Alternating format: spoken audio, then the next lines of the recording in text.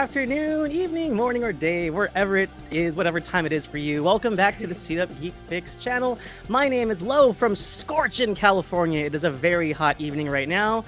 With me is one half of our Suit Up Geeks, Manda from the Six. How are you, my dear?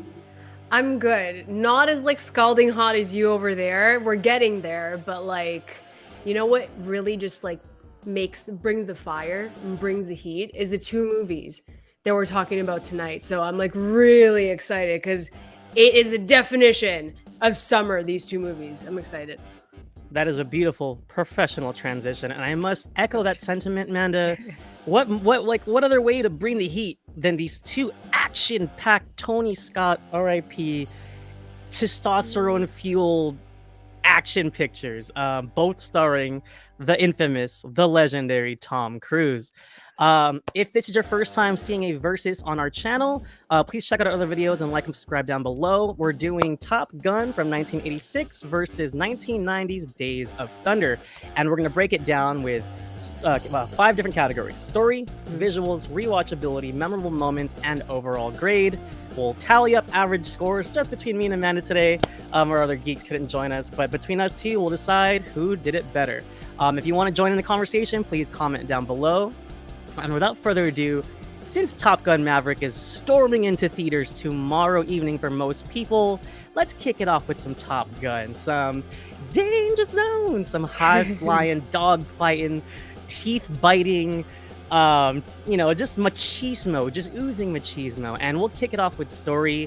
Amanda, just kind of go, before we get into the actual category, just break down how much you like Top Gun, and then kind of kick into what you love about the story overall. Oh my god. I think the thing with Top Gun is that, like I mentioned, it just feels like a very summer movie. And you have Tom Cruise as a baby.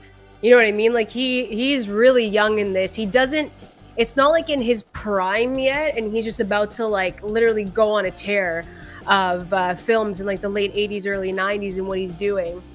But it just feels like it's a very fun, action-packed film. And you just get to know what the Navy's doing and basically who flyboys are in that case. And I think they did a really good job in capturing the journey that flyboys go on, fighter pilots go on. And I think that it's an interesting story for what it is, because I don't think that they've really done that or told that story in a fun way. It always has to do with it's either a war story in that case about veterans and all of that, so very dramatic pieces. But in this case, they still make it fun. I'm not saying it's not emotional, dramatic at times, but it just feels like one of the definitive action movies of that time. I think the story is pretty straightforward. You have the Top Gun class. You have these amazing fighter pilots coming in. You have Val Kilmer as Iceman, who is basically, top of his class. And then you have Maverick and Goose, and the rest of them are trying to prove themselves. And I think it's a straight story. And then obviously you have the romantic aspect. There's a little bit of everything in Top Gun, which is actually awesome. But the romantic storyline as well, showing that Pete Mitchell, which is Maverick, Tom Cruise, is, he's going around girl to girl. He's a heartthrob, whatever. And then he kind of falls for someone, and it ends up being his teacher, which is, it's not, we all kind of fall for our teachers sometimes. It's not a good thing, but as long as you're of age, let's say that. But yeah, there's a little bit of everything, and I think that that's why I love it so much, and that's why it actually works. So if you had to give it a score out of 10, how would you grade it? For the story, honestly, because I don't think it's that messy and it was structured well for the time that it was for an action piece, I'd give it an 8 out of 10 for the storyline.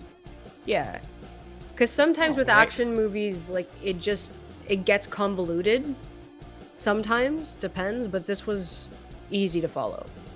For sure. Before we get into my scathing hot take, I want to say what's up to everybody in the chat. Thank you guys for joining us. What's up, Matt White, one of our regulars? How you doing, sir? Welcome, Eric Thorpe. Thanks you for joining us. He says, I've never seen Days of Thunder. He's met on Top Gun. But he's willing to hear us out here, and he says True Romance, which is a great picture, is his favorite Tony Scott film. Fair. Tony Scott's got a great filmography, and if people don't know this, he's the younger brother of Ridley Scott. Younger, right? Yeah, I think so. Yeah. Younger brother of Ridley Scott. He's amazing. They're both incredible filmmakers, and yeah. So let's see here. Eric also says he loves hearing people discuss movies, even if he's mixed on them themselves. Happy to be here. Yeah. Same. So I'm gonna preface this by saying, oh no, don't hear what I'm not saying. Yay. Look, guys, Top Gun for what it is, and it's a quintessential excessive picture, and it's good and bad.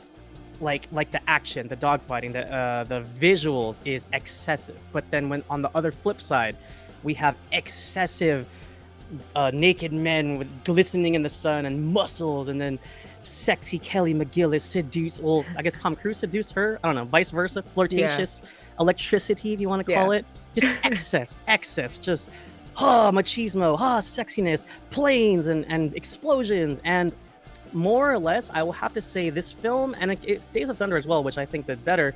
It's a vibe, it's a feeling. Your heart's pumping. You're just along for the ride, and I think Maverick perfected it in a way, which is an excellent picture, by the way. I think Maverick perfected it in a way that it still captured our hearts, whereas this one, I'm gonna be honest, I felt like Tom Cruise went to school, hit on his teacher, and I don't even know what really happened at the end. I think it rode really high on its actors like Val Kilmer and young Tim Robbins, and of course Tom Cruise. But like the story for me just wasn't quite there. It kind of felt like I was just watching Tom Cruise go to school, which I guess is what Top Gun's all about. I mean, Top Gun is a naval fight academy, but it just felt very disjointed, especially with long sequences of him on his motorcycle, long stretches of him yearning for his teacher, and I felt like it took away from the boys, which I cared about more. No offense to Kelly McGillis, I cared more about the dynamic with his team, which is when you get to the final act of Top Gun, you understand like the heartbreak and the camaraderie that's developed, and especially when Ice finally gives Tom Cruise that nod of respect at the end. Like you could be my wingman anytime. Like that's what it's all about, in my opinion. Not to take away from the love story, and not to say that's not okay, but I will say this though: Goose's family dynamic is arguably the heart of the picture, with his son, who we see in Maverick all grown up, and with a young Meg Ryan as well. Who it's one of her earlier roles.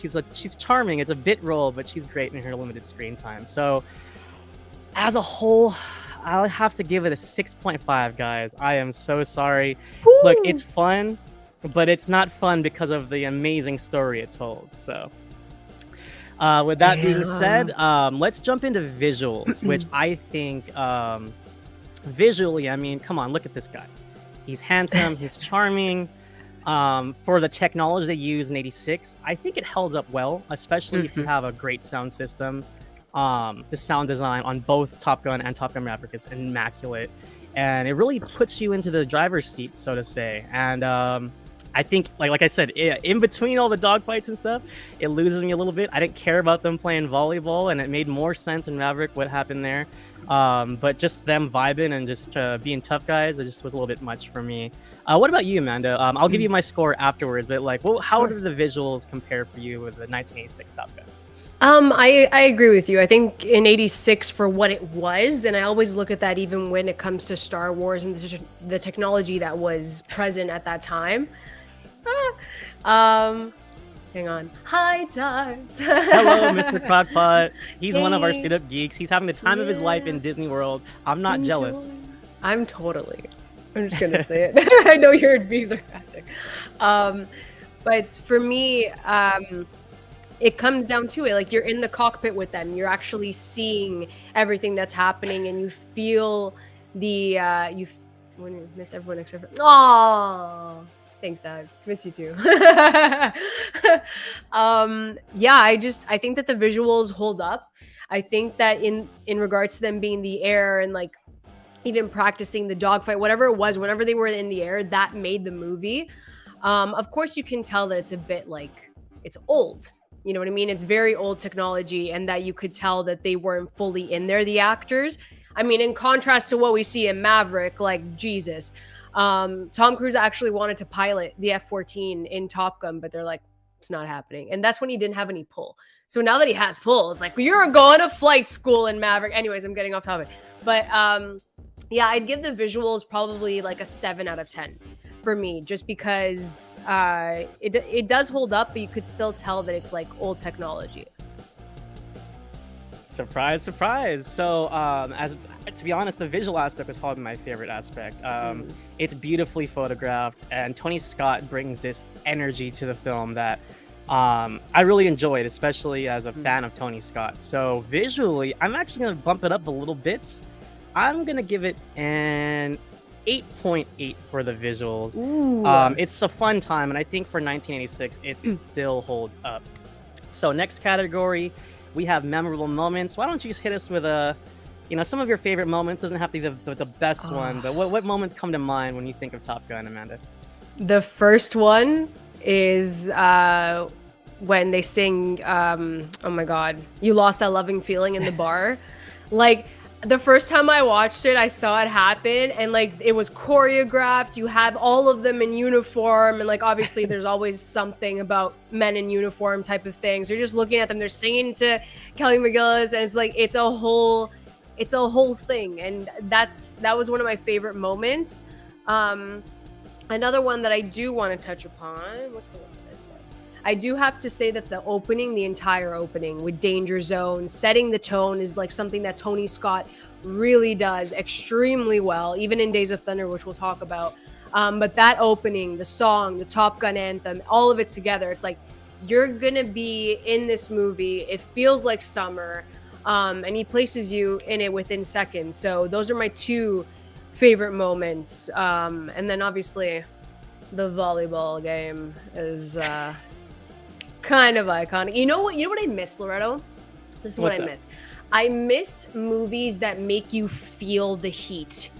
That make you feel like it's summer. Like even like Do the Right Thing by Spike Lee, you could feel that you were in the middle of a heat wave. And like I feel like no summer movie does that anymore. And like Top Gun does it. It does. Excellent reference. Yeah. So I'd probably give memorable moments. There's a lot in this one, so I'd probably give it like an 8.5 out of 10, I think, for me. So for me, I mean, minus the dogfights, I think, of course, Goose and Maverick ejecting from their ship, and unfortunately, Goose doesn't make it to the water in one piece. I think he breaks his neck. He hits his head on the way out, and it's definitely heart-wrenching, and that the effects of his death carries over into Maverick, which I think was very, very well done. And yeah, their relationship was great. They had such a great chemistry, especially the Great Balls of Fire singing sequence. Yes. It's just one of those moments. It's just so wholesome. And I also want to shout out, I kind of mentioned it already, but the very end, it's such a it's like a Rocky moment. It's like a stand up and cheer moment. A lot of great pictures have it, and I think you gotta have a heart of stone to not feel excited at the end of Top Gun. So yeah, that last interaction with Ice and Maverick really brings it home for me. And also shouts out to Val Kilmer himself. One of my favorite roles of his, and he's a phenomenal actor. He has such a storied filmography, whether it was Jim Morrison or what was it, Tombstone, where he was Doc Holliday, and obviously a lot of people remember him here as Iceman, and his charisma, his swagger, he just eats it up. And I gotta shout out that scene where it's like him and Maverick shirts off in the locker room, and he's just getting in his face, and yeah, you gotta love that energy. Tom Cruise and Val Kilmer played off each other so well, and again, that bond and that connection carries over to the sequel, which I think was really well done. Memorable moments, I'm right with you. Wait, hold on. What did you score for it? Was it 8.5? I think 8.5, yeah. Oh my god, I put your score and my score. I got confused. I'm right there with you. I'm a little bit lower, but solid 8 for me. Okay. I mean, those character moments is what really makes the film for me. So now let's go into rewatchability, where admittedly, I don't know how often I'll find myself coming back to this picture. And it's not that I don't like Top Gun. Like, seriously, it's not that I don't like Top Gun. It's just that I would go back to it for Val Kilmer. I would go back to it maybe for that final act. You know, and no offense, like maybe I just don't feel like watching sweaty guys play volleyball, but that's not why I watched this movie. And like I said, I wasn't terribly fond of the romance, so there's a good portion of the film that I probably won't like revisit unless I'm doing a double feature, would be awesome. Or if they do a Top Gun double feature in the theaters maybe 5 years from now, or some kind of anniversary or something, I'll be there for that. But yeah, for rewatchability, I'll give it a 7.5. You know, it's really exciting and it's really fun, but it's not one of my favorite Tom Cruise pictures, if I'm being honest. I think he's had better performances and better overall films. What about you, Amanda? Oh, I give this like a 9 out of 10 for me. I don't know what it is. Like, it's one of those movies where like it's on television, I will literally keep it on just because I love it so much. And I think for me, the memorable moments and then the connection to these characters is what keeps me coming back. Like, even when it's Top Gun Day, like I know it's Top Gun Day and I'll put the movie on because it's Top Gun Day, or like around that weekend every single year. And it's just because it brings in the summer. It's a perfect day. Like, I think it's May 13th, Top Gun Day. So it's like right before summer kicks in, and it just gives you those vibes. So for me, because I'm so connected to the characters, it's a lot of fun, like you said, and it sets the tone for summer. So for me, it's at like a 9 out of 10 to rewatch Top Gun. Sidebar, I didn't know there was a Top Gun Day. Is that a thing? Yeah, May 13th. Yeah, there's a Top Gun Day. I watch it every year. Did not know that. Yeah. Let's go back to some comments a little bit here. Matt says, Danger Zone and the Top Gun anthem gets his blood pumping every time. And you know what? Score ties into visuals. I might need to... Oh, I gave it a really high visuals. But Harold Faltermeyer, who did the theme song of Beverly Hills Cop, you know, the dun, dun, dun, dun, dun, dun, dun. And then with Top Gun, the... It's so catchy, and it really gets you... It just... makes you feel like you're one with the team. And Matt makes a good point, man. The score is fantastic for Top Gun. It definitely elevates the experience for sure. Eric Thorpe says he feels like enjoying looking at sweaty guys is something you need to be able to do to really love this movie, so not quite his thing. Hey, ditto, man, ditto. It's good stuff. You know, it's teach your own, you know. And so did I give my rewatchability score? I did, right? No, you didn't give the score. You just talked about it. I feel like you didn't give the score. 7.5 for the... There you go. I wrote it down. Maybe I didn't say it out loud. You didn't say it out loud, yeah. So overall, though, like I said, it's really fun. It's a great picture. I think it's definitely one of those. I mean, just because it's a one and done great time doesn't mean it's a bad film. You know, it has its merits, and more or less, I was entertained through and through. Even though I didn't care for Tom Cruise boning his teacher, but that was one of the best scenes. It was magic. You know, the silhouettes was pretty, and the song was, it's kind of cheesy, but it was everything in the 80s. It's so good in the 80s, so good. Now if you did it, whoa, look out. But like 80s, my God. Right. And I'll admit their initial interaction was exciting, but I just felt like they kind of dragged it on a little bit, and he's like waiting outside her house, and anyways, like in almost like rom-com fashion, it's like, of course, break them apart and bring them back together. There's but overall, what did I give it on my letterbox? I think I gave it like a 3.5 stars, and that seems appropriate. Yeah. So the energy of the fights, Tony Scott's direction, the score, and the performances themselves elevates Top Gun to about a 7 overall for me. The lapses in story, and for me, the romance part drags it down for me. But that's just my opinion. If you guys enjoy that, I'm sure it'll be much higher for you guys. What about you, Amanda? I also gave it a 4 out of 5 on Letterboxd, so that would be an 8 out of 10 for me. Yeah, I think that's what it would be.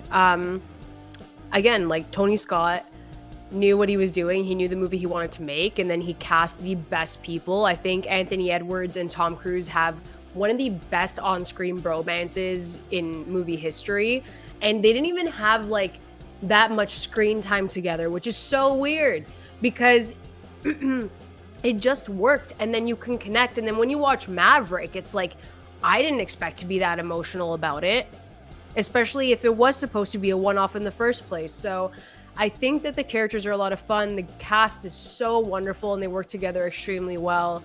And like I said, there's a little bit of everything in this movie for an action blockbuster to kick off the summer. So yeah, for me, it's an 8 out of 10. Right, 8 out of 10 from you. And pardon me while I get caught up. Why don't you just give us, because we are going to review the film tomorrow, but while people are here, why don't you just give us just like a really brief feeling you got from Maverick while I catch up with the scores here. Yeah, no problem. So tomorrow night at 9:30 p.m. Eastern, we are doing our Top Gun Maverick review. So make sure to come join us again tomorrow. It's going to be me, Loretto, and Ryan tomorrow night. The first impression that I got for Maverick, it was like, you feel the weight of this movie. You feel that you're watching a blockbuster, especially I was fortunate enough to watch it in IMAX. And I feel like Tom Cruise, Christopher McQuarrie, Joseph Kosinski, those are pretty big names, and they came together to make one of the best sequels, and they took it so seriously that they made the story just about Maverick, and it worked for what it was. But yeah, having the actors actually go to flight school, putting those IMAX cameras in the cockpit, it was just magic on screen, like definition of movie magic. And then it's just completely mind-blowing, the force that you feel in there in the cockpit, just everything about it just felt really grand in scale, yet so intimate because of the character development with Maverick and the journey with the other characters. So I think that that's the bonus of how you're making a bigger and better sequel, yet keeping the emotional beats from the first one and carrying that over. And it wasn't overstuffed with nostalgia, which I appreciate. So yeah, catch us tomorrow. We're going to go in depth. We're going to break it down, do all of our favorite moments and all of that. So 9:30 p.m. tomorrow, Eastern. Back here, guys. Yeah. Well said. Well said. Awesome. And I think in terms of legacy sequels or requels or whatever you want to call it, as we've seen a never-ending onslaught ever since Force Awakens.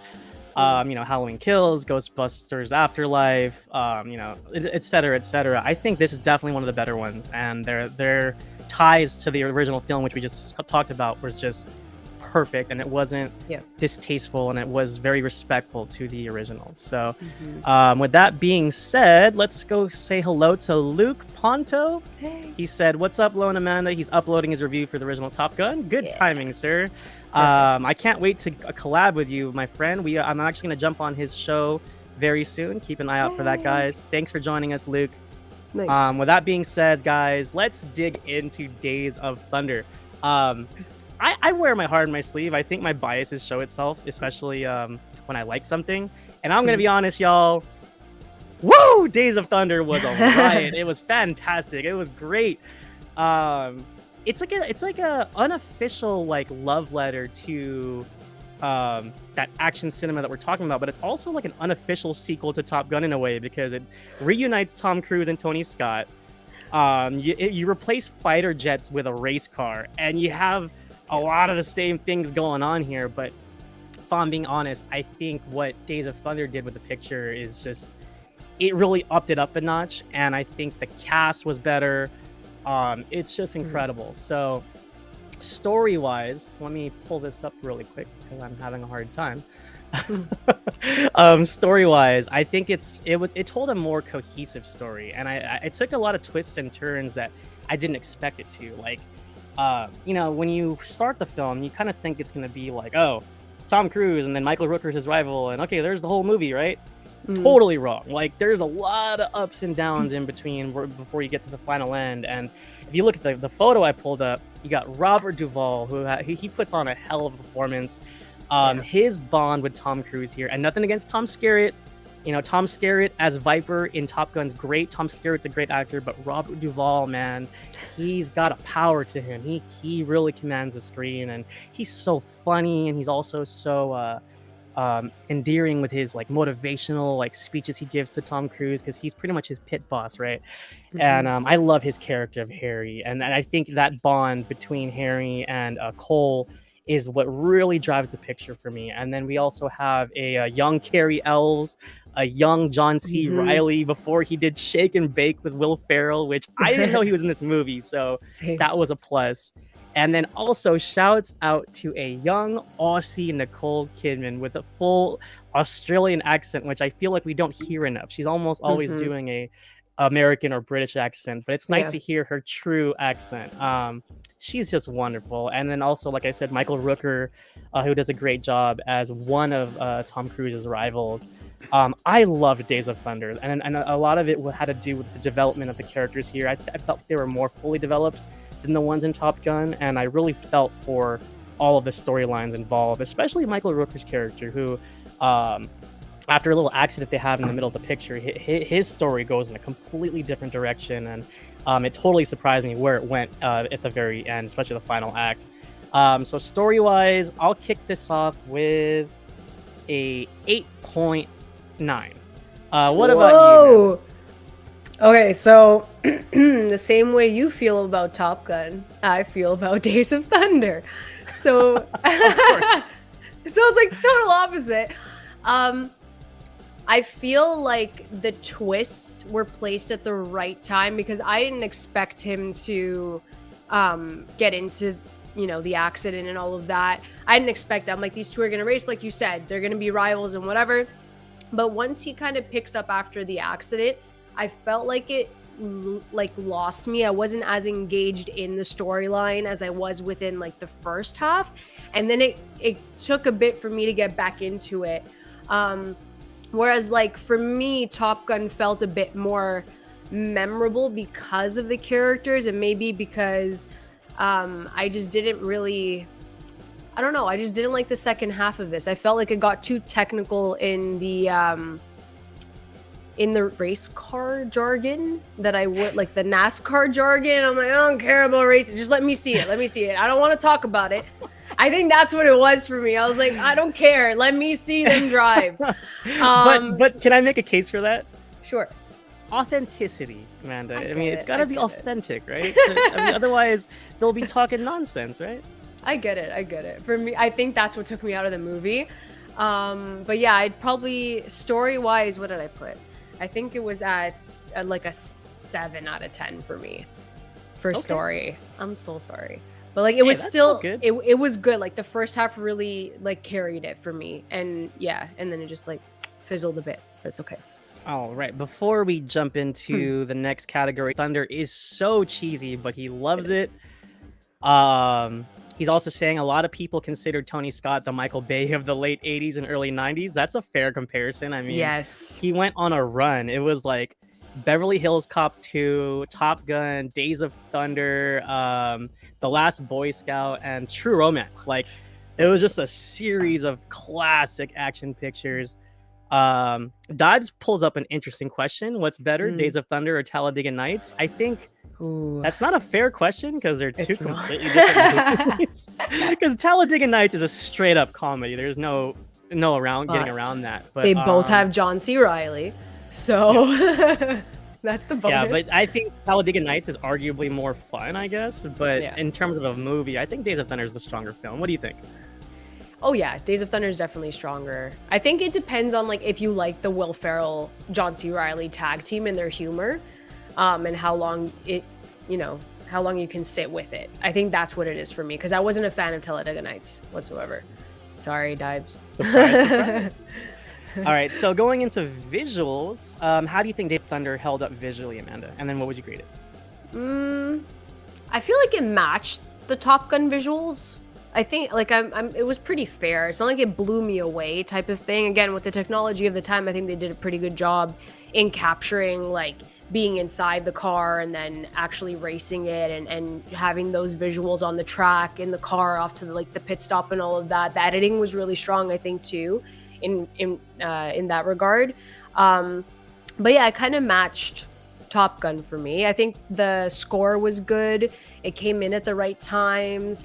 And it worked for what it was. I think I don't know what did I give. It worked for what it was. I think the visuals matched Top Gun, like I said. So I think I gave it like an 8 out of 10 Top Gun. Actually, you gave Top Gun's visuals like a 7.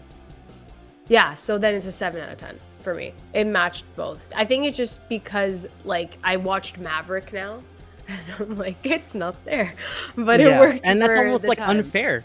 because Yeah. Maverick just looks so gorgeous, but we're in 2022. It's almost, Yeah. It sucks, you know, but it's not fair to compare. But I know. yeah, but for me, it's not as strong visually as Top Gun, but like you said, I think with the technology they had and really putting us on the track, I think was really good. Mm. I don't know if this ever took place anywhere else. This is a little side note, really quick. Paramount's Great America, which is where Beverly Hills Cop 3 was filmed, was my local theme park, right? You know, it has roller coasters and stuff. I actually had a Top Gun roller coaster when Paramount had the rights to the park. It's now a Cedar, whatever, fair park. But they had a Days of Thunder ride for like 4 or 5 years in the late 90s. It was awesome. It was Days of Thunder, like you're in the moving seat and you're watching the movie and you're like, it was Me so. too. You had one too? I had it too at my local theme park. Yeah, it was That in is 3D. so It cool. was so And then cool. so they did like the chair tilted aside when you did like the tires and like the pit stop. Yeah, okay, Yep. cool. It was Yeah, good. so that kind of like, I don't know, maybe that part of the nostalgia is what really got me like really excited to watch this and then actually Mm. like watch it without my seat moving. Yeah, no So fair. the the race sequences are just really exciting, and again, it's a really well shot picture. I think Tony Scott, people didn't call him Michael Bay of that time for no reason. I think he knows how to shoot action really well, and the chases are excellent. Even the unnecessary thing he got into with the cabbie, it was like, what the hell is this? Why is he chasing this cab driver right now? But I think it was part of showing Cole's vulnerabilities as a person, and you know, it made Yeah. sense to the story. So visually, I think it's not as strong as Top Gun, but it's still enjoyable. It still looks great. And that third act is just phenomenal in my opinion. It was like what Cars wanted to be and what Fast and the Furious at its best with the racing stuff wishes it could be. It's just so Fact. exciting. That third act is phenomenal for me. So for the visuals, I'll give it a solid 8. Ooh. All right, and jumping into memorable moments. Oh shoot, that's too soon. No one saw it. It's That's okay. not done yet. What are some memorable moments for you, and what would you grade them? Oh man. See, I feel like it's hard for me to pick some moments in Days of Thunder. The one that really sticks out is when Michael Rooker and Tom Cruise are coming out of the hospital at the same time and they do like that wheelchair race. Like it just burned into my mind. I'm like, why would you do that? But like they did it. Right. So I think that's one of them where I'm like, okay. And then honestly, and I hate saying this because of what happened with them, but Nicole Kidman and Tom Cruise have such great on-screen chemistry. Like it's ridiculous. I think this was their first. It was their first time acting together in this one. This is I where they believe you're met. right.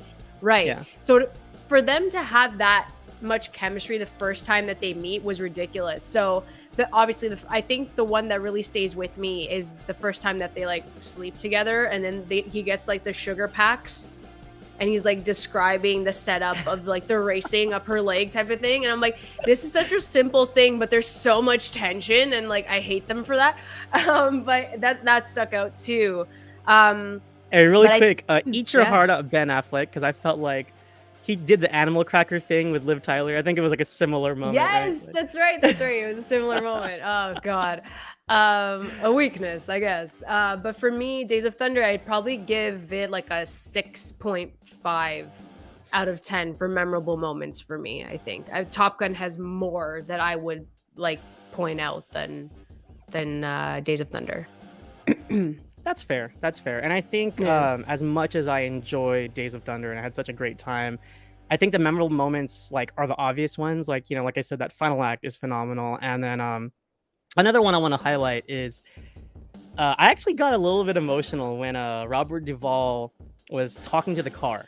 I don't know if you remember that part. Mm, He was talking to Michael Rooker's car. It wasn't the car that he built, but it was yeah. really cool because like you think about, you know, back in the days, people used to ride horses and you have a bond with your horse, right? But cars, like they're not alive, but there was like a superstitious thing going on right here where he was just like, you know what?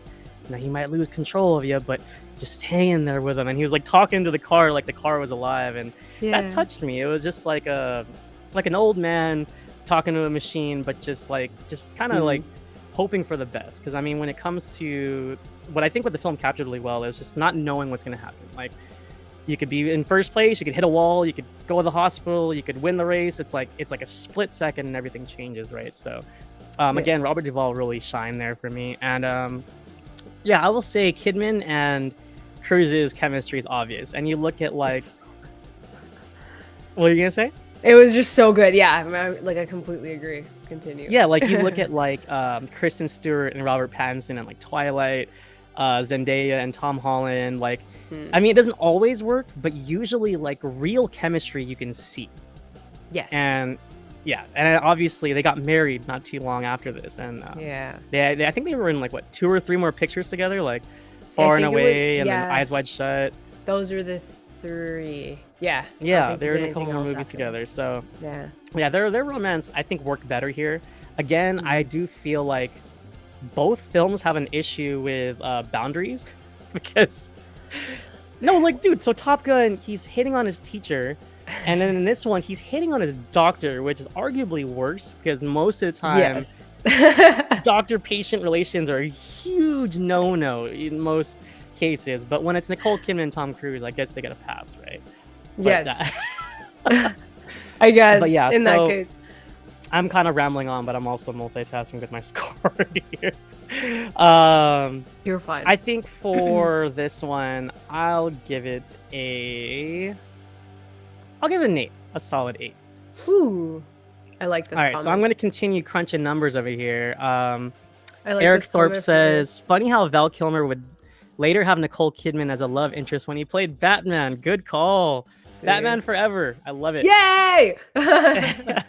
We love it here on the channel. So before we go into rewatchability, you like Batman Forever, right? Oh yeah, I love it. It's like top 5 for me. Okay, cool. I'm glad I'm not the only one in that boat. No, so. I love it. I love Val Kilmer as Bruce Wayne. I think he deserved better than what he got. So. He was awesome. So good. But yeah, go ahead and go into rewatchability for us.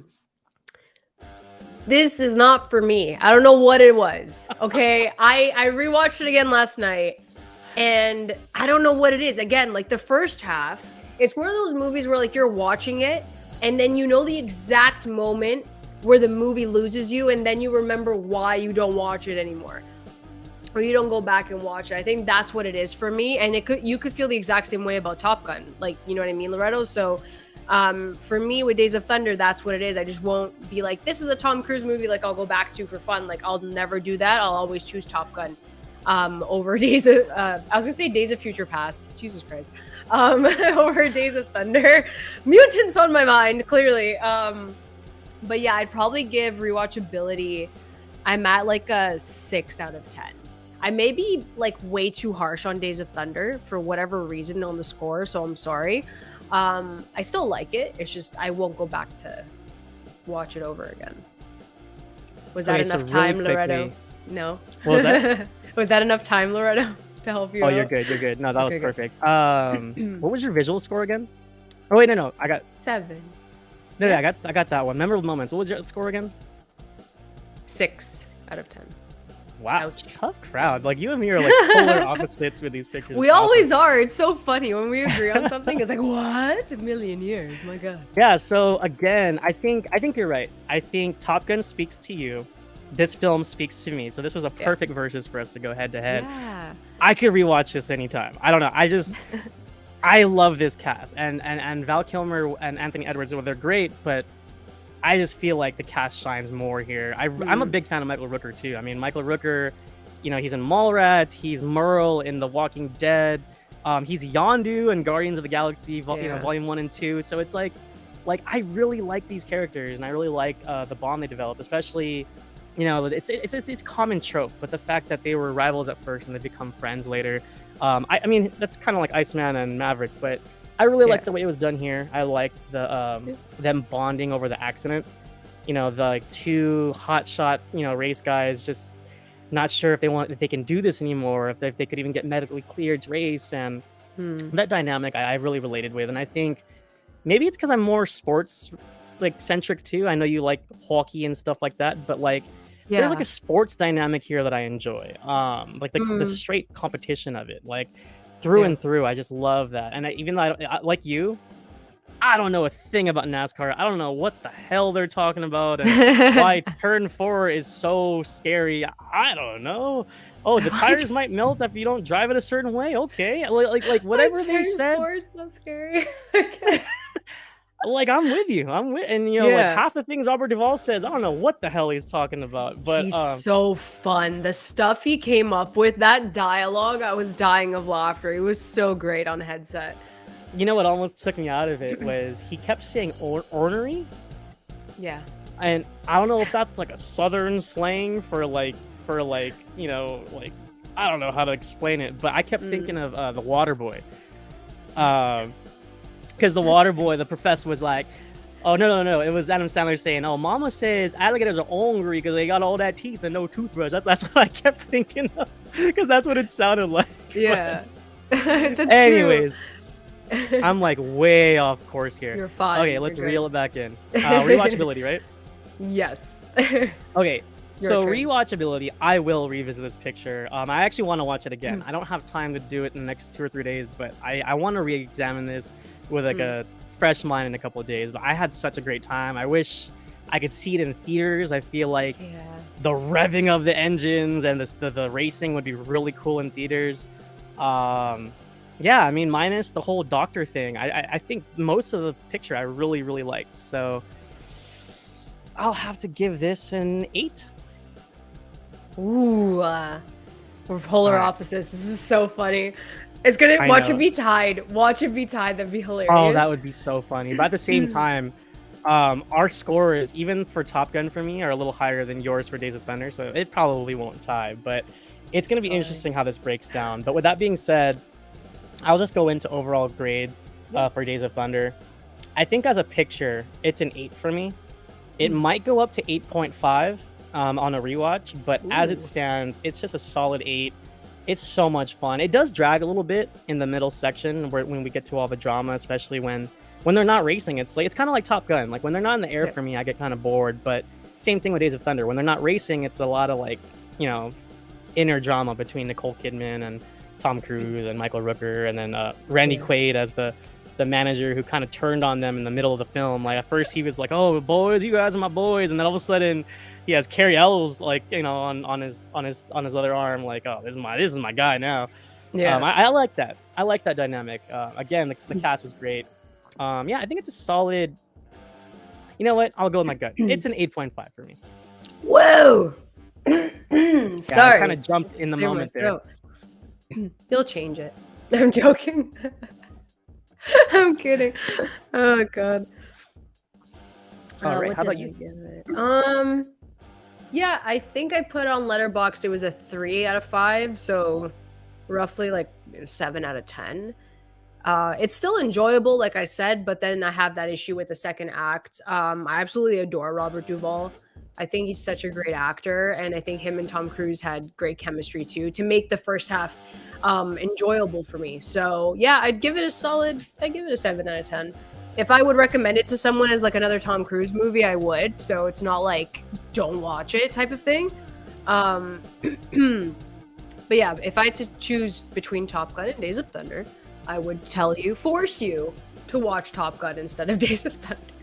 So yeah. Yeah, Tony Scott's great. That's all I can say. He's a legend. So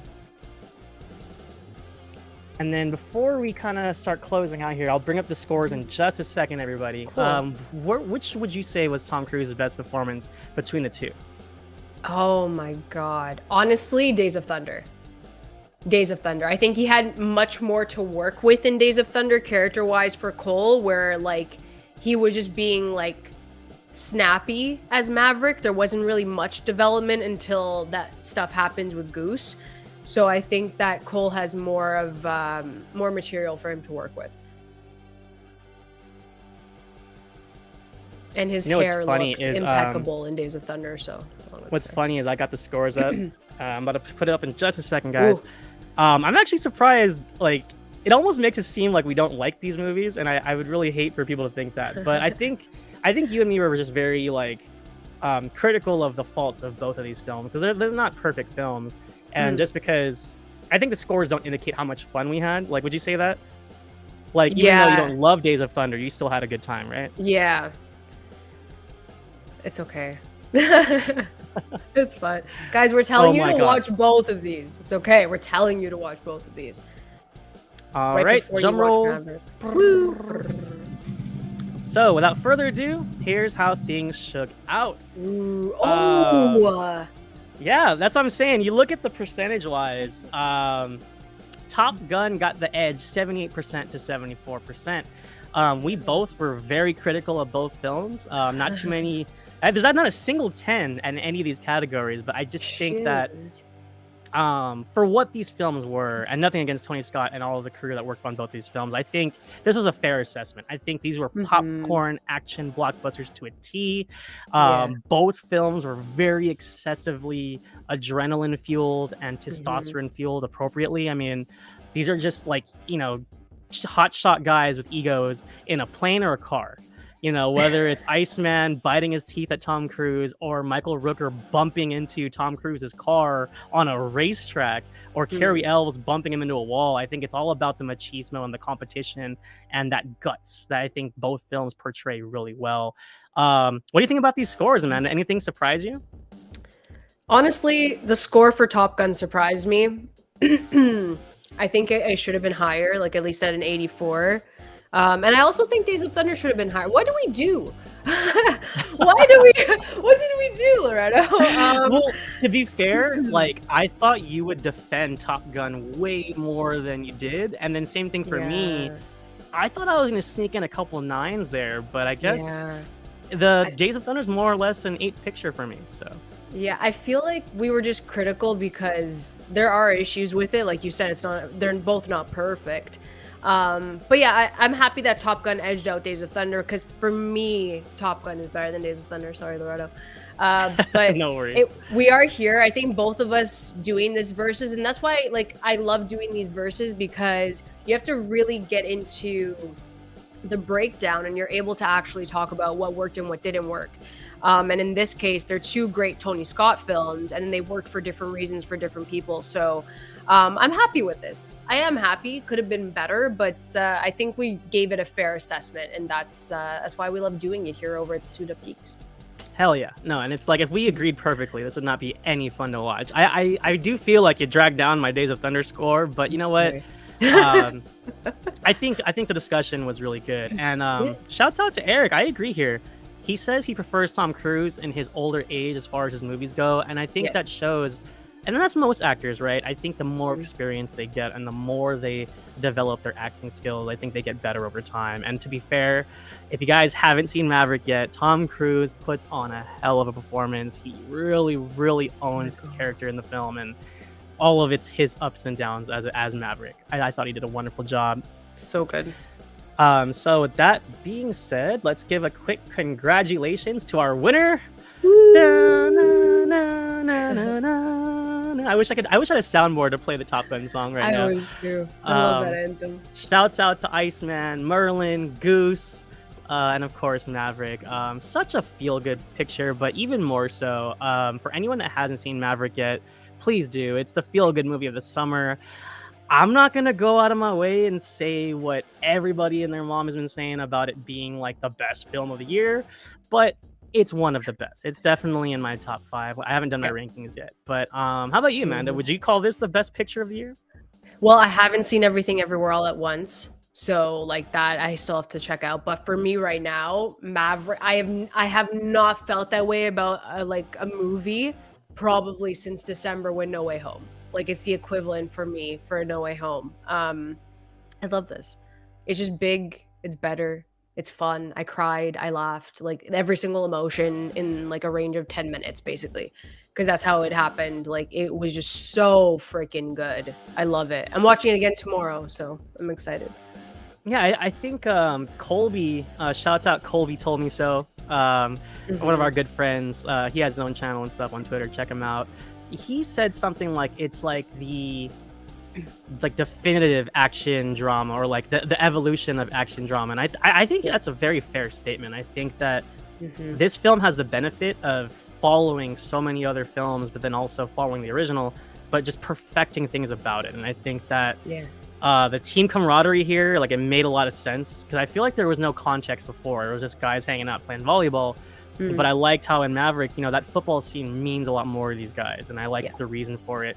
The cast is great. The young cast is great. I don't know them all by heart, but shouts out Miles Teller and what's the guy? Glenn Powell as Hangman. Yeah. Okay, first of all, he's awesome, but also he's like a dead ringer for like a young Val Kilmer. Right? Like when he first smiled, I was like, whoa, what the hell is that Iceman's son? Like, yeah. For me, you know what? Miles Teller completely threw me off. Like, he looks exactly like Anthony Edwards. It's scary. It was creepy with the glasses. And when he was playing the piano, I was like...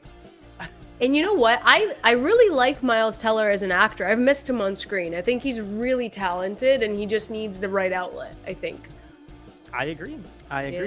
So before we check out, I also want to thank Eric again for joining us. He thinks The Batman is the best film of the year. Fair assessment. Personally, I would have to go with Everything Everywhere All at Once. Michelle Yeoh and Ki Hoi Kwan have my heart. Shouts out Jamie Lee Curtis. She's great too. I can't wait till you see it, Amanda. Can't wait. I'm excited. I'm going to try to find a screening. If not, then the second it comes out on VOD, I am renting. Nice. So before we get out of here, anything new with your channel? I know you just posted your Maverick review recently, right? Yes, so I have my Maverick review over at Candid Cinema on YouTube, and then I have my Stranger Things Season 4 Volume 1 review, spoiler free. That's on there right now. Everyone's been asking me questions about the characters. Guys, it's spoiler free. I'm not going to tell you what happens in the comments to any of them. But yeah, you guys are in for a real treat with Stranger Things Season 4. Like, it is fantastic, and I'm excited for you guys to watch it. Yes, I am here for it. Especially because I was Team Stranger Things on our last Versus, and I was outnumbered by the Cobra Kai guys. Ooh, that's scary. That's scary. But yeah, please check out Candid Cinema. That's Amanda's baby, and she is awesome. For us here on this channel tomorrow, like she was saying earlier, we have a spoiler-filled review and discussion for Maverick. So if you have seen Maverick by the time the stream starts tomorrow, please join us. We'll also be posting an Obi-Wan review this Friday. We're still working out the time for that, but keep an eye out on this channel. We will be reviewing the entire Obi-Wan Kenobi series. If you can't tell by my background, I'm a big Star Wars fan. I can't wait, and our other Suit Up Geeks also will be joining us for that. Yeah, like and subscribe down below. Thank you everybody in the comments for joining us. Go please see Maverick tomorrow if you can, or if you're planning to. If you have tickets already, great. It's a wonderful picture. Let me pull up the outro before I fully say goodbye. Yeah. While Lo's doing that, make sure to like, comment, subscribe, hit that notification bell so you guys get updated on our streams. And then follow us on Twitter at the Suit Up Geeks, and on Instagram. We update everything. We post our reels, fun clips, our reactions, and all of that. So keep it locked on here, guys. We have a great week ahead of us. Yeah. All right. And now that I'm ready, for Amanda, for myself, it's been a great time, everybody. We'll catch you guys next time.